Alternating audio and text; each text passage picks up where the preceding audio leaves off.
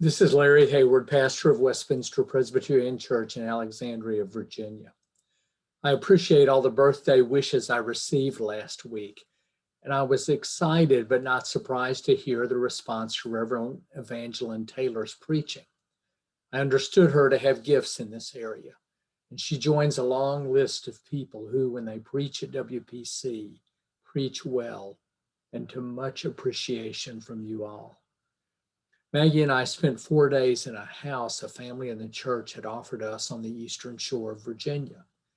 It was new territory for us, and though the days were gray and cold, it was wonderful to be away, to sleep, to read, to follow as much of the impeachment hearings as we liked, and to be away from our phones and computers for that length of time. I took along hardback books, the old-fashioned kind, which I inherited from George Parra when he moved to Goodwin House about a decade ago. Books of 2 plays by Tennessee Williams, Cat on a Hot Tin Roof and Orpheus Descending. As I read these plays, I noticed familiar handwriting in the margins. It belonged to me, and I realized that I had read them and made notes before, but I continued reading and made more notes. Williams rewrote the final version of both plays at the suggestion of his producer. The books that I was reading contained both versions, his original and the version produced on Broadway. Williams explained why he made the change for Cat on a Hot Tin Roof. I wanted Elia Kazan to direct the play, he said.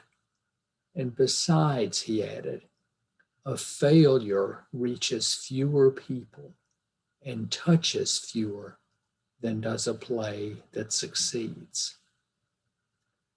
Many of you know that we had our annual meeting 2 weeks ago, and your response has been enthusiastic. We characteristically rushed to get all the data and information together for the annual report and for the verbal reports at the meeting. And it's only looking at the finished product that the full scope of our accomplishments in 2020 was apparent. We held our own in membership. Financial support in nearly every category exceeded what we had expected. Attendance at church events, mostly via Zoom, exceeded normal in-person attendance. And the financial surplus we produced allowed us to give over $80,000 in immediate support for COVID relief in our community. I am grateful for that support, and I'm excited by the, quote, success that we experienced in 2020. As vaccinations rise and we can begin to see over the horizon, however far it lies in the distance, a time that we will come back to in-person worship and singing and gathering and youth and children's activities and serving others directly and all manner of things that have sustained us over the years. I cannot help but think that we will likely make changes that we were forced to make during COVID, but that we will affirm as being good changes for the ministry of the church. It won't all be about what draws greater numbers, but it will be about making our congregation, our ministry, our understanding of the gospel, and our efforts to embody it available and known to others. It will be about the perpetual call of Christ to his followers to make disciples of all nations.